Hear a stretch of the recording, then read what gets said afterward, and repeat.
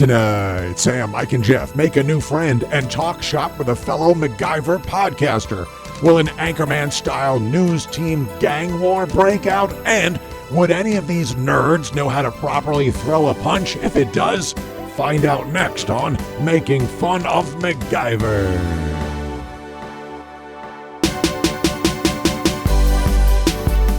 It's Making Fun of Macgyver, a rib-tickling takedown of our favorite 80s adventure show, Highway to Heaven. No, it's Macgyver. Starring Sam Jordan as the skeptic, Mike Garland as the diehard, and Jeff Hess as the scientist. Name's Macgyver.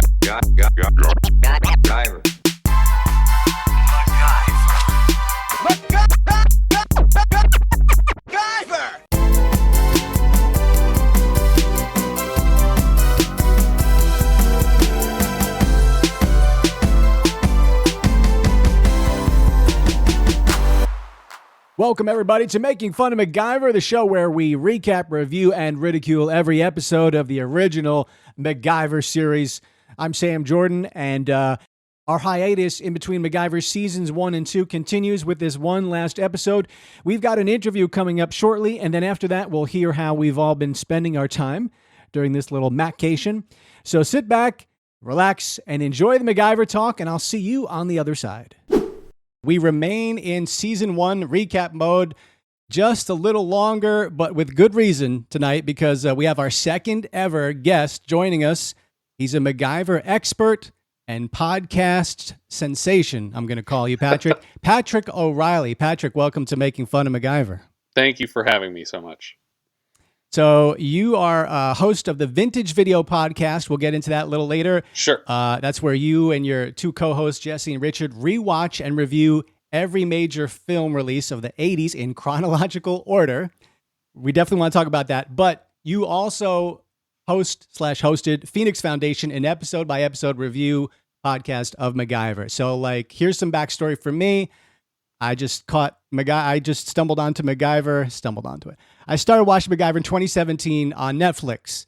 I was probably 13, 14 when it was airing back in the 80s and maybe a smidge too sophisticated, I guess, to watch it. For whatever reason, I didn't watch any Macgyver till 4 years ago on Netflix. And it was driven by my nostalgia, my love of all 70s and 80s stuff. And I was already heavily into podcasts at the time, and I found you guys. And I'm still watching Macgyver. Still haven't finished the series, late in season 6, but you guys are my go-to. After I watch an episode, I am sometimes even more looking forward to hear you guys talk about it on Phoenix Foundation. So that's how I found you. So I'm sorry that we kind of bit your style. We copied you, but you guys do a great job. But we just want to have a little more fun with it, hence the title. But you guys do a great job with Phoenix Foundation. Yeah, well, we started, I think both of us watched it as kids occasionally. It wasn't appointment viewing for either of us, but we both, probably our dads were interested in the show and we caught it with them occasionally. But not unlike your story, when it showed up on Netflix, and because Macgyver holds sort of a pop culture place in the US, we decided that occasionally we would just put on an episode and make fun of it, like MST3K style, just kind of make jokes about what's going on, and it's just make fun of the 80s action set pieces and things like that. And it sort of evolved into a weekly thing for a while. And previously we had co-hosted another podcast that was like a movie trivia podcast, and we'd been meaning to get back into it. And I pitched to him something called the Phoenix Foundation, where we could just come in and review episodes of Macgyver one at a time and try and go through the whole series if we could make it. And that was how it started. And then, at least for the first season, we decided we would try to reach out to people in the cast so that we were bringing something. I had found other Macgyver podcasts that the Macgyver fan base didn't appreciate online. There were people that had complained about other podcasts because they were like, it sounds like these people just hate the podcast, or it seems like these people just hate Macgyver, and they just hate watching the show to make fun of something I love. And we didn't want to do that. We wanted to make something that the fans would appreciate. And so that was when we started reaching out to other people from the cast. So give me a timeline. Did you start Phoenix Foundation in about 2015? Is that right? Yeah, something like that. It was right around what would have been the 30th anniversary of the premiere of the show. Okay. And how many other podcasts had existed, MacGyver podcasts were around by then? Do you know? At the time, I was listening to a couple just because I wanted to make sure that we weren't missing anything with what we were doing. So there was the one where people are viciously ripping on the show the whole way through it, and then there was another one that was kind of a solo effort where the guy had a real love for the show. And as far as I knew at the time, those were the only like episode by episode MacGyver podcasts, which obviously like you have a hesitation if you're like, oh, there's already a show doing that. And I felt like I didn't want to just do what somebody else was doing, but I also was like, we're different people. Different people have different perspectives on things, and we can jump in with our version of a MacGyver review, and it's not the same show. And I don't think what you're doing is the same show either. I think your guys' show is great. I am always laughing at it, and because I know the show as well as I do, I can appreciate the observations that you're sharing. Yeah, the internet is such a wacky place. You can talk bad about Lay's potato chips, and the next morning you'll have 500 angry tweets, from the Lay's fan club, whatever. Just people find you and they represent what they love, and those people, will get angry about things because it's easy to do that. But so we've tried to. Mike, you grew up on the show. He was the biggest fan. So when I told him about my idea, I need to I'm kind of a comic at heart, so I want to have fun with this. I love the show. I really grew on me, but in that cheese kind of way that I'm seeing it now 35 years after it first aired. I didn't quite grow up with it. Mike grew up with it. So when I told him about the name of the show, Making Fun of a Guy, he's like, I'm not sure about that. But I'm like, no, we can still properly talk the show. We love the show, but when there are those cheesy 80s moments, and there's a lot, let's just run with them, So that's what we try to do, but still, we wouldn't do the show if we didn't, love MacGyver, So I hope people understand that. I think you do it in a very lighthearted and respectful way to the show. I think you're genuinely having fun with it, and I think for the fan base, they're just happy to hear new people talk about the show and it's like watching a reaction vid. It's like, I know this, but I want to see someone else react to it. You bring up a good point, Patrick, that hadn't occurred to me. The dad watch factor, I think, is big in a lot of people's remembrance of this show, because if you're in the age bracket, and I don't know how old you are, I'm 37. Same. But it's like, you could definitely see sitting next to your dad, and he would love for you to watch MacGyver because MacGyver is clean and polite, and he teaches you good values and stuff like that. So I hadn't considered that, but I think for a lot of, particularly like men, like there's a fondness because, hey, remember, it's good memories.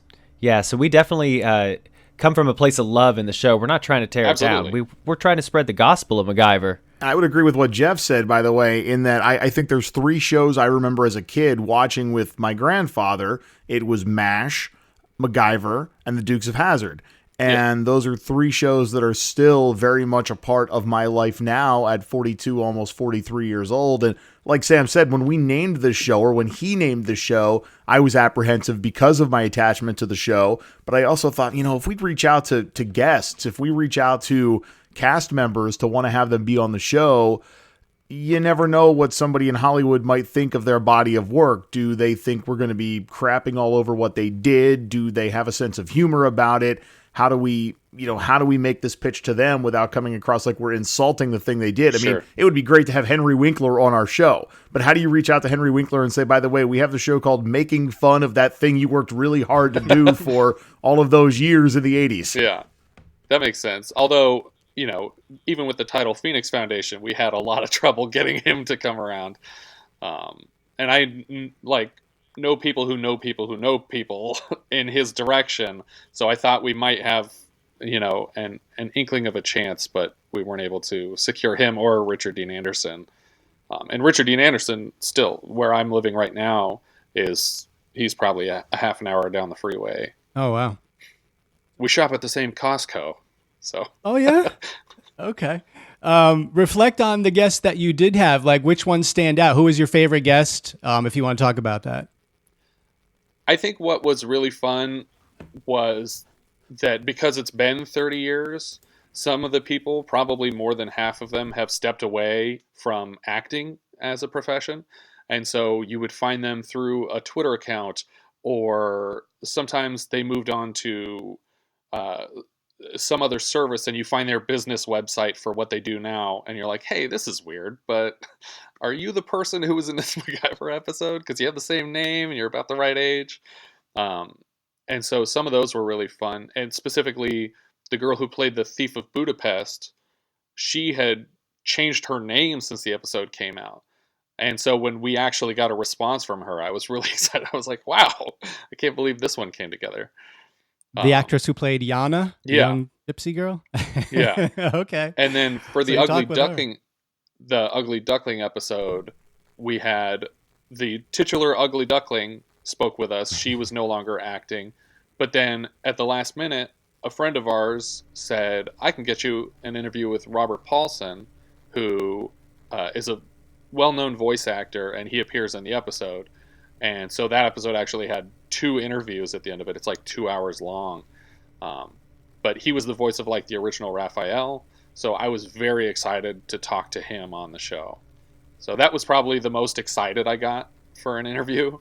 But they were all so kind and generous with their time that I just appreciated getting to talk to anybody about this show. And I got to say, listening to your show for those first couple of years, you guys would land on those same, weak spots in that episode, whether it was the script, some acting, some special effects, or just an unbelievable, MacGyverism that wouldn't work.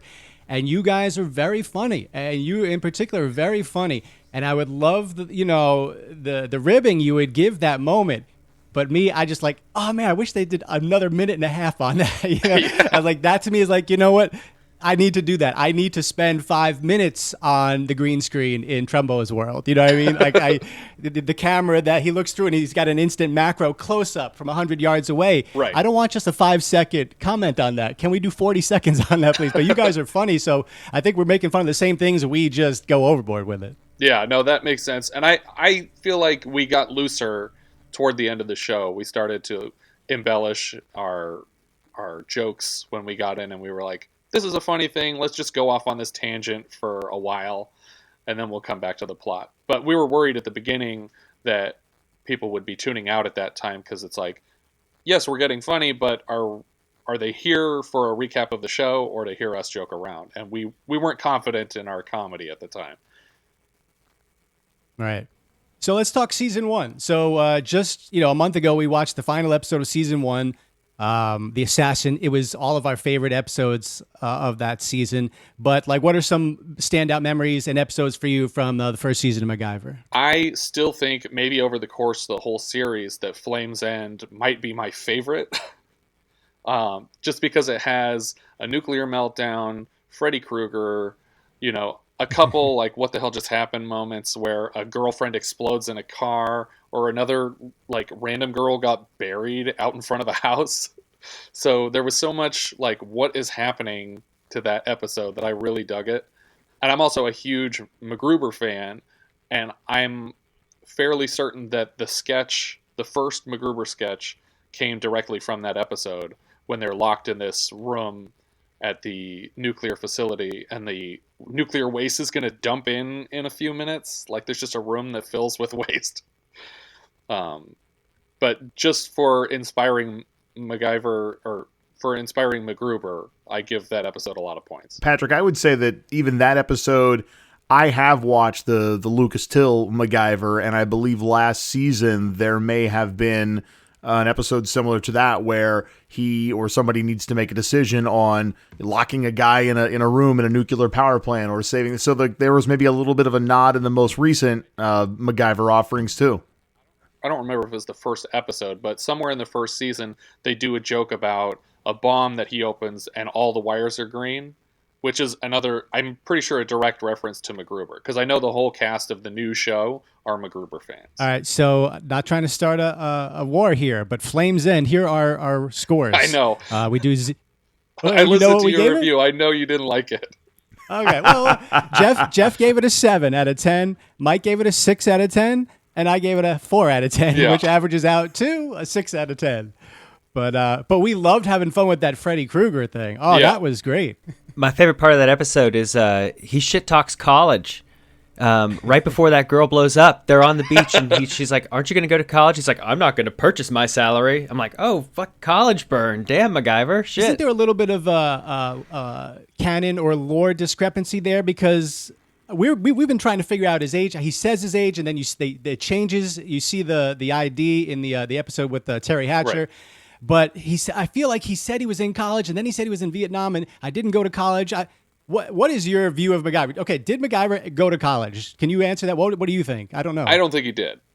I think he decided to travel the world with those years, and he somehow accumulated like 20 ex-girlfriends that he almost married.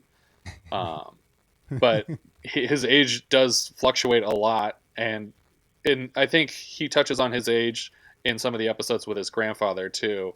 And it never lines up right. It never makes a lot of sense. And then in the countdown episode, which is with Viking on the cruise ship with the bombs, yeah, and he's got the buddy, the black guy, and they both were in Vietnam together. So that seemed Right. a little strange. In 86, 85, how old is he supposed to be? They must have had him there at 18 or something in Vietnam. yeah. But he was supposed to be in his 20s when he was talking to his grandfather and DOA MacGyver or Target MacGyver. And so none of it works out. How about we mentioned the Target MacGyver episode with the grandfather, and there's a villain in there named Axminster. Yes. And they say his name repeatedly. And this has been my obsession, fetish perhaps, that they say MacGyver's name so many times in so many of the episodes. But in that one, they said MacGyver. They said Axminster probably 15, 16 times, and he's only on screen for like 8-9 minutes. So now we call every Act 1, Act 2, Act 3, we call Axminster 1, Axminster 2. But talk to me about, did you ever notice, because I never heard you guys mention it on Phoenix Foundation, but did you ever notice how often they say MacGyver's name in an episode? Or? I honestly never noticed. And listening to some of the string outs that you guys play of them just saying MacGyver over and over again, it's incredible. It's incredible that they thought it was that important to keep repeating the character's name, like the viewers are going to forget it. What was it? Was it Deathlock? Was that the episode with Quail where it was, 36, 38 MacGyvers and 40 something Quail mentions in an episode? It was insane. Hey, they were right. You remember MacGyver. You remember his name. They were right. That's true. It's the name of the show. I mean, But I feel like for Deathlock specifically, it fits the feel of that episode that they're constantly referring to each other with their names because it's so cheesy and so like he almost feels like a supervillain or something that they have to keep saying their names back and forth. So you got a sweet spot for Flames End, but talk to me about my favorite episode, even though I gave it a 2, Trumbo's World.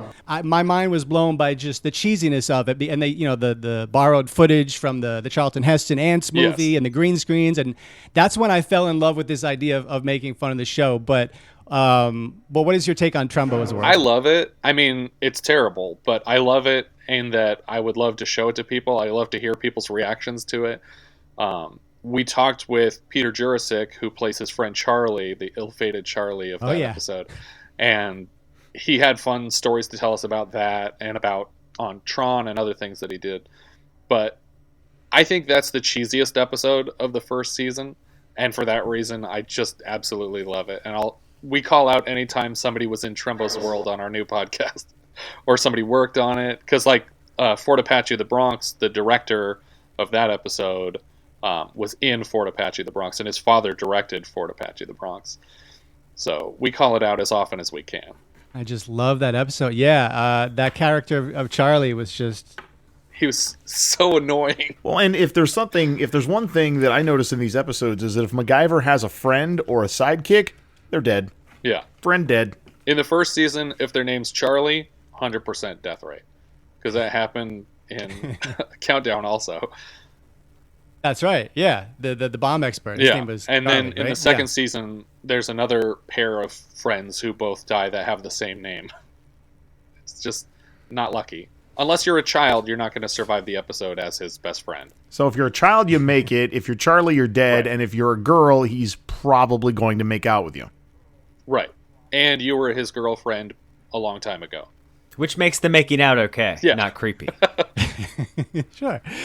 Did you happen to hear our episode where we, for some reason, wanted to investigate how MacGyver would vote? We was around election time, so we were caught up Yeah. in the election. But we were trying to figure out MacGyver's politics. Well, he's obviously very gun control, so. Oh, yeah, for sure. And even at the Right. time, that was very controversial. Like, people were upset about him being so anti-gun on television. Yeah, and then obviously very pro-environment. That starts to pick up Yeah. as the seasons go on, his environmental angle. What brought me to the show is the fact that this wasn't just the guy you see in the Golden Triangle episode where it seemed like they were inspired by that mid-'80s machismo, oiled up, helping the foreigners. I'll teach them English, and I'll save their town, then let's get out of here. So if that was the character the whole way through, I wouldn't have been there. If it was just Bruce Willis, Die Hard, it wouldn't. But it was the fact that it was this contradiction. It was this like mix of like macho, alpha male, but also like I refuse to use guns, very Batman-esque, So like that's what his character and the inner MacGyver. MacGyver's so special. I'm sorry, but no, like. It's a unique character, so that's interesting. I don't remember that being an issue, his stance on guns. But wow, if MacGyver was on TV, well, I guess it is on TV today. But so what's the reboot doing with the gun thing? I don't even know. I honestly haven't been following past probably halfway through the second season. The same thing. I was going to say Lucas Till does not use guns. He uses his brains and science, but he also has 2 or 3 other sidekicks that have a specialty that help him as well. So it's not just there was a Jack Dalton. George Eads from CSI had that role, but he's gone, and there's a computer hacking expert now, and there's also another woman who was a past love interest that's working for them, and then there's another guy. So there's like, when they go out in the field on a mission now, there's 3 or 4 people that help him. Yeah, it's really a Phoenix Foundation show. It's not a MacGyver show anymore. It would have been funny if you said the new MacGyver, Lucas Till, doesn't use guns, but he's got 2 or 3 pals, and they mow people down. They just, hey, whatever you guys are doing, I'm not touching those guns. But yeah, Do it's they so still funny have the how he robot? just like he will throw a gun at you. He'll take the bullets out and sling them at you, but he's not going to fire. He's not going to pull that trigger. Yeah, the first season of the show, or maybe the first and second, his best friend is like building a robot in the lab at Phoenix Foundation that became a character at some point. So that was weird. Totally forgot about that guy. Yeah, what's his name? I want to say like Bowser, but I don't think that might not be his name. But he's what is it? Milt Bozer? Yeah, Bozer, that's it. So you got Bozer, that's his best buddy sidekick. But yeah, in season 1, the lead of the Phoenix was a woman named, was it Patricia? What was Dana Elkar's name? All of a sudden, it's late. I'm having a brain fart. Thornton. Pete Thornton. Oh yeah, Patricia Thornton was her name. But then they ran a storyline where she was a mole and she got arrested and got fired, so they got her out. So even that nod to Thornton is gone. The Jack Dalton is gone. There is a Murdoch who is a different guy, but Michael DeBar does make an appearance as the person who trained Murdoch. So that's his role. And I believe that you had an appearance at one point by the other Jack Dalton, Bruce McGill. He makes an appearance in the show as well. So those are the ones that stand out to me as past show people that had been involved in the current. Yeah, I think the Bruce McGill episode is the first one that we didn't review. That was right when we dropped off the show. He showed up the next week. But we found out that people that were working on the reboot were listening to our show, and our show was not nice to the reboot. Ooh. And we felt crappy about it. And so we were like, we didn't get into this to make fun of the job that someone's doing right now. We were trying to make fun of an old show that was dated and silly. And so we decided we don't need to pursue this any further.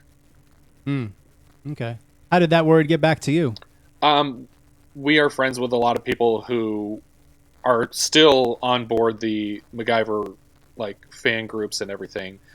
And we had gotten word through someone who runs a MacGyver website that, oh, I heard that so-and-so likes your show. And it was someone on set.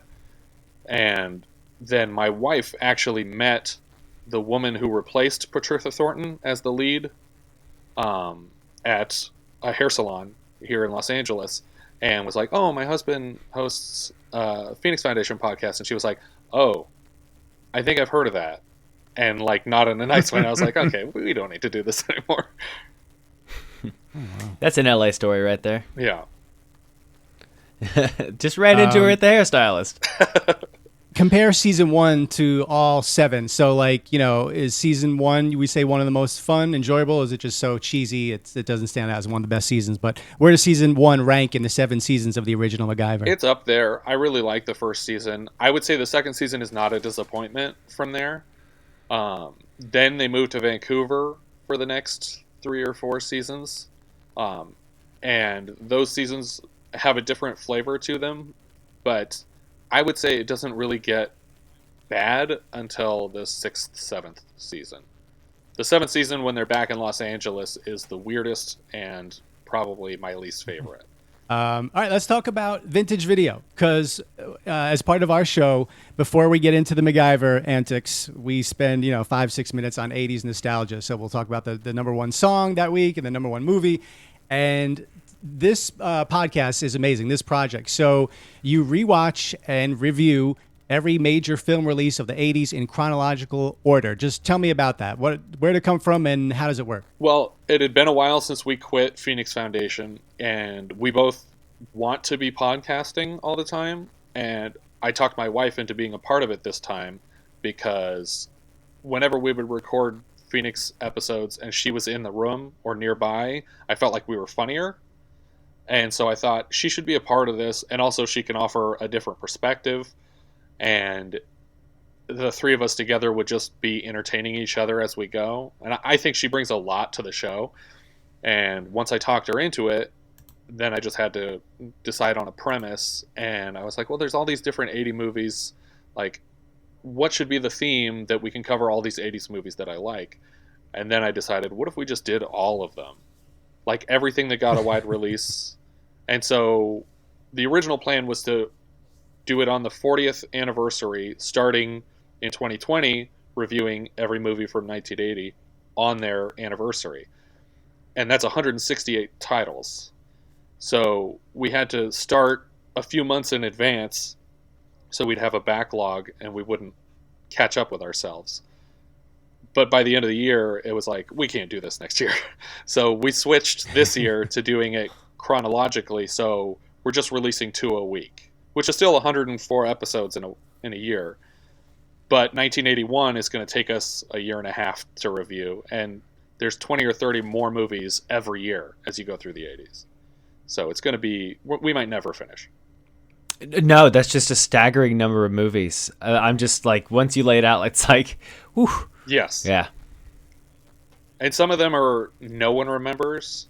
And then obviously you have stuff like Empire Strikes Back, where you're like, what am I even providing here? This movie has been reviewed 1 million times. Like, I'm going to get everything wrong, and they're going to tweet at me. But whatever. We're going to do them all, and we're just going to see how that works out. But I haven't bothered trying to coordinate interviews with anybody yet on this show. I thought it was overly ambitious for us to try to do every episode of MacGyver for 7 years, but we like the fact that it brings us together and we do it every 2 weeks. And now we're milking this break for 6 weeks in between the seasons. But 100+ movies a year, and how are you getting access to them? Has anyone ever else done this on this scale? And how are you seeing the movies? And I know it's got some traction already. I see you guys have got some good followers. You got some Patreon support. It just, and I like what I hear a lot, but it's just one of those things that so many of those movies I never saw. So how do you bring in those people? They've never seen the movie. Why would they want to hear someone review it? But tell me just about the whole process there. Well, the way that we get the movies typically is we only review what we can find that's streaming, and it's usually available. If it's not Prime, it's on Vudu. If it's not Vudu, it's Tubi or Hulu, or some of them are just straight up on YouTube. But for the bigger titles, Richard usually has them on DVD or Blu-ray because he has a massive library of home videos. But if we can't find it streaming, then I order the DVD if I can. I've only had to do that for 5 or 6 movies so far, and then they inevitably are on streaming by the time I get the thing. But sometimes it's tricky. There's a few movies that I just flat out can't find. There's a couple that if I really wanted to, I could pay $120 for a VHS, but then I have to go buy a VCR. And that's more of an investment that I want to make in a movie that never got past VHS. So that's tricky. As far as bringing in an audience reviewing movies that no one's ever heard of, uh, I picture most people skipping those episodes. I think that the concept is what brings people in. That they're reviewing literally everything, and they'll listen to the ones that they've seen. I don't picture people listening to the ones that they haven't seen, but some people do, specifically because of kind of what has become our motto, which is that we're watching them so you don't have to. So if it's Right. something that's been critically lambasted and you're curious if it's as bad as everyone said 40 years ago, you can listen to our show and hear the whole story and decide for yourself if it's as dumb as we agreed it was. Or if it's like The Island or Heaven's Gate, where we're like, people were wrong. Go look this movie up. It's phenomenal. And lots of people have gotten back to us like, I didn't see that movie because everyone said it was terrible and it bombed so horrifically. And it's one of my favorites now. I'm going to show it to everybody. So that's one of the fun parts of it, is finding those little gems that no one mentions because people haven't bothered to check it out. I highly recommend the Vintage Video 1980 wrap-up episode. I forget what you called it, but it was maybe 3 or 4 months ago where you kind of Yes. did your Academy Awards kind of esque episode. Well, we've done 2 special episodes. We had the roundup at the end of December, and then we did our Oscar nominations recently because we're redeciding the Oscars for 1980. And on the 31st of March, we're going to be dropping the official winners of our Oscars. Each of us will award our own statue in each category. And this is still for 1980 movies. Correct. Right. Yeah, it was interesting to see how the top 10 of you guys was a little bit different. I think everyone had The Shining in there. Yeah. But this movie, The Island, I don't even remember The Island. And you guys all love The Island and a couple of other movies like that. Yeah, I had never heard of The Island before. If you're going to sit down to watch it, I recommend it as a double feature with Hook, because I've been describing it to people as Hook on bath salts. It's just a completely insane version of Hook. And it's weird how much they have in common. Like, I'm convinced that whoever sat down to write Hook had just watched The Island and was like, how can I sell this to Steven Spielberg as a kid's movie? Wouldn't that be funny if he made it? And then he did. So the plan is with Vintage Video to do the next 8-9 years of the decade. You'll be doing this in 2030, roughly. Who knows? You know, I quit the show probably once a week. Part of having co-hosts is having people there to talk you back into continuing the podcast. But I would like to, at the very least, finish 1981. If we can get there, I'm trying to take it one step at a time. But the plan is to get the whole way through to 1989. If we do, based on a rough draft schedule that I made, the last movie in 1989 is Tango and Cash, which is a personal favorite of mine. So I'd be very excited to end it there because it came out late December in 1989. I think that would make a fun finale for the show. But a lot of people want us to keep going into the 90s and beyond, and I don't know if I'm willing to make that commitment yet. I love the fact that your reward for viewing, recapping, and posting roughly 800 movies over the next 8-9 years is getting to watch and review Tango and Cash. That's Yes. the big reward. Come on, guys, eyes on the prize.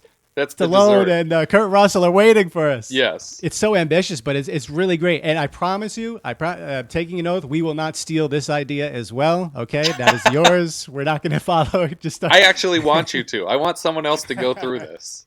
Well, that's different. You know, if you give up on it at one point, I'm not saying we might be up for taking it over, but Making fun of the 80s. Man, yeah, let's do some kind of joint thing, something at some point. I don't have that Absolutely. idea yet, but we got to figure that out. I don't know what it is, but yeah, I love it. You seem to have that same obsessive kind of like, you know, just when you were talking about recapping the episodes, like you don't want to miss one little thing, you know, and like what's driving you to do this is you want to blanket the 80s. You want everything from 1980, and no, I'm not going to skip on 81. So I've got that same kind of manic issue going on, and I think a lot of podcasters and creators do as well, right? Yeah. But yeah, I want to get back on board with what you guys do because I liked the first episode. Like I said, I didn't want to be influenced by it, and it's totally awesome that you're doing what you're doing. And thanks for being part of this with us too. Absolutely. Well, thank you so much for having me. I've enjoyed talking with you guys, and I'm enjoying the show. I appreciate it. Ladies and gentlemen, that's Patrick O'Reilly, host of Vintage Video Podcast and the Phoenix Foundation, and he has graciously led us into the Brotherhood of Macgyver podcast, which is ridiculously deep. It's probably a dozen or 20 at this point, but yeah.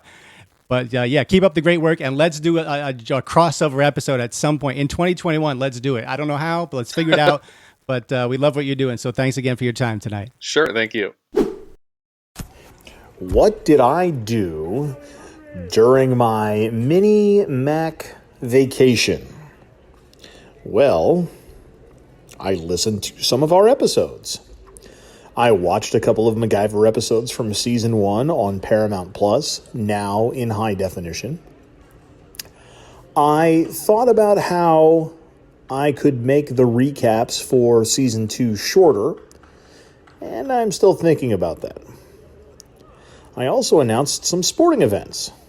In fact, I just got done announcing Powder Puff football at a local high school.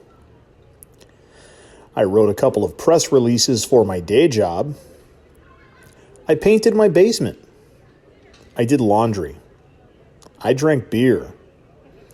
I got some trees trimmed in my backyard. I made a fire. I drank beer. I listened to a lot of music. I watched Coming to America 2. Very funny, I might add. I drank some beer. I had takeout a couple of times from a local restaurant. And I rode my bike. I went to the playground a lot with my daughter. We played tag. Somehow I was always it. She kept changing the rules every time I tagged her. I hired some dudes to better the electrical layout in my basement. They drank beer. I took a couple of days off work. I tried to take a nap, but ultimately I found that I just kept watching Macgyver in high definition on Paramount Plus. So, as we get ready for season 2 of Making Fun of Macgyver, I encourage you to share your feedback. Tell us what you did since we last talked about Macgyver Season 1, Episode 22, The Assassin. By the way, please support the program. I'm not sure how much more money I can take out of my pocket to make this little thing go. I need it for beer and Paramount Plus. What have I been doing on my Maccation? Well, let's see. I've been hitting the gym more, trying to get my body in tip-top shape for Season 2. M-A-C-G-Y-V-E-R.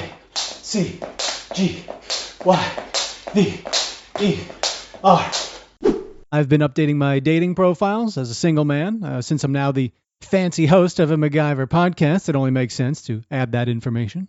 Okay, height 6'1", throws right, bats left and right.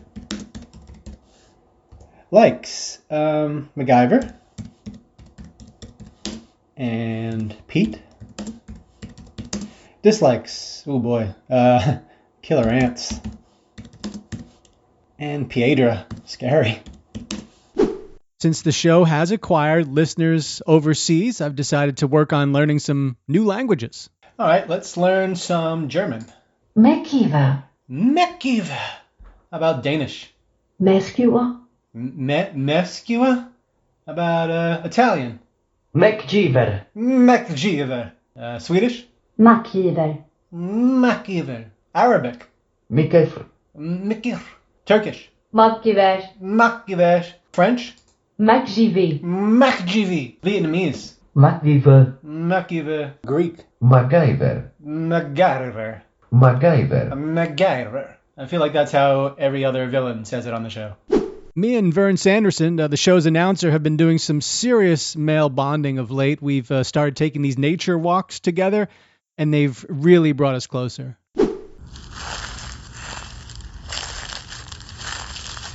Oh, Vern, look. In that tree to the left. See it? Right there? 11 o'clock. What is that? Is that an egret? Jesus, the hell if I know. I can tell you I regret being roped into this crap, though. And I gotta admit, I'm still thinking about Charlie. Charlie, why? Why did you venture into Trumbo's world? Wait, the echo thing even works outside of the studio? Trumbo's world. Holy crap. Why, Charlie? And that's how I've been spending my Maccation. So this is Jeffrey Hess. I'm the third host of the Making Fun of MacGyver podcast, and I'm the resident scientist, which means I'm the most responsible and adult of the Making Fun of MacGyver podcast host. And I have been very busy during what I'm calling our Maccation, which is the vacation that we're taking in between MacGyver seasons that we're breaking up to give ourselves a little bit of break. So I had a few weeks between season 1 and season 2. Season 1 took us, almost a year, or a little more than a year to finish, but it turns out that year was during a global pandemic. So not a lot going on outside of the house, and I became a stay-at-home dad during that time, which means that I've had to MacGyver a lot of things. I've had to do a lot of MacGyvering on my baby. I needed to make sure that the baby would stay secure everywhere in the house, that there weren't any exposed outlets or wires or any, for example, precariously dangling piles of cookware in the kitchen that I might need to make sure that the baby dodges. Things like that. Stuff that I really learned from MacGyver, how to take care of the others in my life. That's one thing that MacGyver taught me season 1 was the care and concern that comes with being a MacGyver aficionado and learning so much that I did. So in addition to taking care of the baby during the Maccation, I had time to do a lot of projects around my house. And now the projects are where things really came in handy. For example, I put up a sun sail over a pea gravel patio that I built, but I did that with, things like chewing gum and chicken wire and, jamming police radios and rigging dice and stealing diamonds. I think the most useful thing I did during my Maccation is I built a robot to entertain my child out of a blender that I just happened to have laying around. I disarmed some bombs that the baby had built that had neon gas as the ignition switch in it, and I moved some uranium. And then there was that time during my Maccation that I turned a coffin into a jet ski, pretty normal stuff like that. That kind of leads into the second thing that I did on my Maccation, which took up a lot of time, which was the court case for my illegal MacGyver searches. Took a lot of convincing to explain to people why I was searching for things like chocolate explosives and, diamond theft and ant-proof armor and flamethrowers and turning coffins into jet skis and things like that. But I think I did a pretty good job, and the judge is promising me that, they'll probably have the whole illegal weapons searches cleared up in no time at all, especially once I told him, I was a big MacGyver fan. The judge turns out to also have been a big MacGyver fan. He's a fan of the new show, so I'm not too sure how far I'm going to get with that. And also, I completely changed my entire wardrobe. So it's all khaki now. Literally just everything is khaki. I got rid of all my jeans and shorts. I wear khaki pants. They're pleated.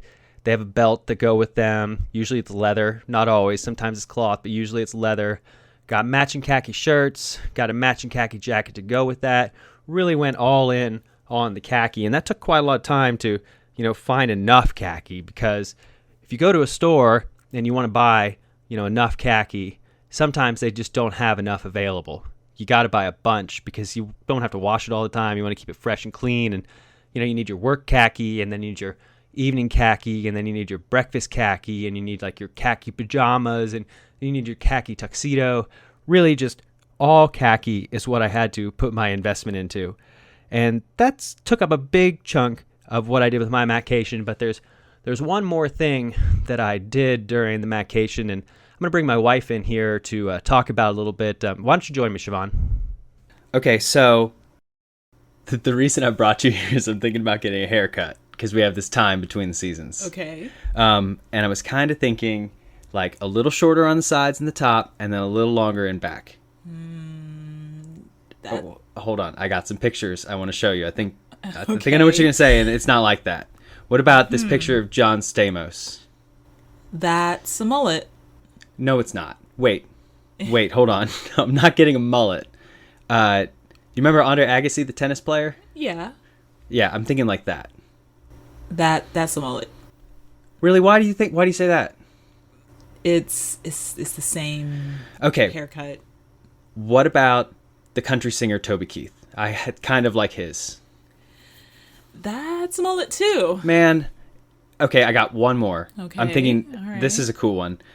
So you remember Mel Gibson, the Lethal Weapon series in the 80s? Of course. His hair. Like, I had a picture of him in the 80s. I'm thinking a hair like that. Honey, that's the mullet. That's... I just... Can I have a mullet? No. Well, we hope you enjoyed our chat with Patrick O'Reilly and our reports from the field about how we're recharging those batteries, because as of now, our hiatus is over.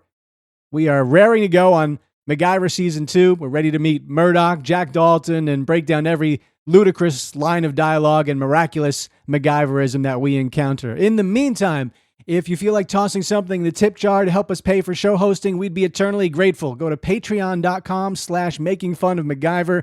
There are 3 tiers there. Paperclip is $5 a month. It gets you early access to all our episodes, and we'll give you a shout out at the end of each episode if there's a business or a podcast of your own you want us to plug. That's just $5 a month. The duct tape tier, $10 a month. You get the paperclip perks, plus you get bonus episodes where we periodically do one-off wacky shows on other topics that may or may not have something to do with MacGyver. And then if you really want to live like Mac, take it to the Swiss Army knife level. That gets you all the aforementioned perks. Plus, you get to guest host with us once per MacGyver season, and you get to join us for our monthly exclusive, our monthly executive producer hangout session where we shoot the breeze and just talk about things we're planning for the show, and your input will matter for those hangout sessions. So again, that's patreon.com/makingfunofmacgyver. We love getting feedback from our listeners, so feel free to reach out to us at Twitter. It's at Fun of Mac, Facebook, Making Fun of MacGyver. Send us an email at makingfunofmacgyver@gmail.com. We're on YouTube as well. And if you can rate our podcast anywhere, that would be awesome and help us get the word out a little bit more. And hey, keep coming back, because we're going to keep making fun of MacGyver Season 2 starting next time. We're so excited. For Mike and Jeff, I'm Sam. Thanks again, and see you then. Peace.